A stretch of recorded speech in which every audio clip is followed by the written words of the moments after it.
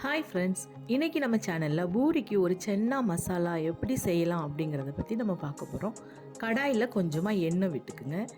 எண்ணெய் காஞ்சதுக்கப்புறமா பெருஞ்சீரகம், அதாவது சோம்பு கொஞ்சம் சேர்த்துக்குங்க.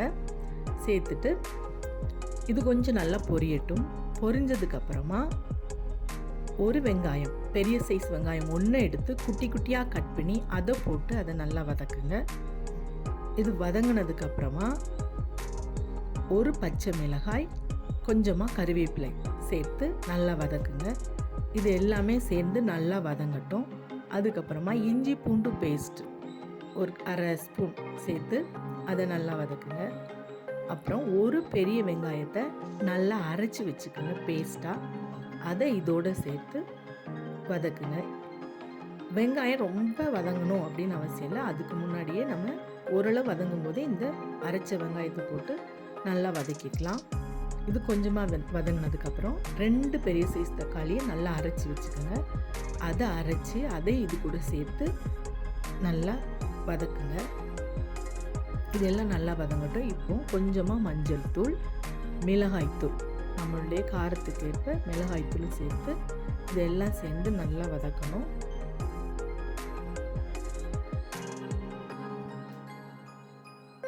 இதெல்லாம் சேர்ந்து நல்லா வதங்கட்டும். இப்போ நாம் சென்னா மசாலாவுக்கு தேவையான எவ்வளோ உங்களுக்கு தேவையோ அந்த அளவு கொண்டக்கடலையை முந்தின நாள் நைட்டே ஊற வச்சு அதை வேக வைங்க. 2-3 விசில் வேக வச்சு, ரொம்ப குழைவாக வெந்துடாமல் ஒரு 3 விசில் வேக வைங்க.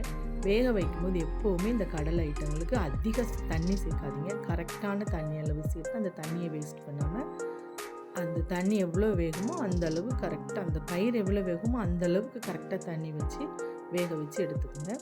அதை இதோட சேர்த்துக்குங்க. வெள்ளை கொண்டைக்கடலையை விட கருப்பு கொண்டைக்கடலை தான் ரொம்ப நல்லது. இதை இப்போ 3 விசில் வச்சு வேக வச்சு அதை இதோட சேர்த்துட்டோம். நல்லா வதங்கினதுக்கப்புறம் 1 டம்ளர் தண்ணி சேர்த்துக்கோங்க. 1 டம்ளர் தண்ணி சேர்த்து எல்லாத்தையும் ஒன்றா சேர்த்து இப்போது கொஞ்சமாக நமக்கு தேவையான அளவு உப்பு, அப்புறமா சிக்கன் மசாலா அல்லது மட்டன் மசாலா எதுவும் நம்ம வீட்டில் இருக்கிறத போட்டு கொஞ்சமாக அதில் போட்டு நல்லா சேர்த்து மூடி வச்சுருங்க. நல்லா கெட்டியாகட்டும். எவ்வளோ நமக்கு தேவையோ அவ்வளோ கெட்டியாகட்டும். இந்த அளவு கெட்டியாகிடுச்சு.